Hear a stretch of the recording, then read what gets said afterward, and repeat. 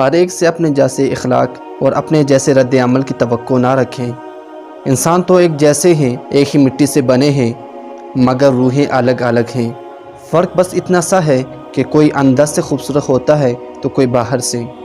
کسی مصیبت کے اول وقت میں صبر کرنا مشکل اور دشوار ہوتا ہے، وقت گزرنے کے ساتھ ساتھ صبر کرنا آسان ہو جاتا ہے۔ اس لیے جب بھی کسی مصیبت کی خبر ملے یا کسی مصیبت کا سامنا ہو تو اسی وقت صبر کیجئے۔ یہی حقیقی صبر ہے اور اسی صبر پر اللہ رب العزت نے اجر عظیم رکھا ہوا ہے۔ حضور پاک صلی اللہ علیہ وسلم کا ارشاد ہے، صبر تو صدمے کے ابتدائی وقت میں ہے۔ گفتگو اس سے کیجئے جو آپ کی زبان سے زیادہ آپ کے دل کو سننے کی مہارت رکھتا ہو، اور اللہ رب العزت کے سوا کون ہماری خاموشیوں سمجھ سکتا ہے۔ اچھی امید اور اچھا گمان قدرت کی ایسی عطا ہے جو انسان کو اپنے دامن میں پناہ دے کر مایوسی کے سمندر میں ڈوبنے سے بچاتی ہے۔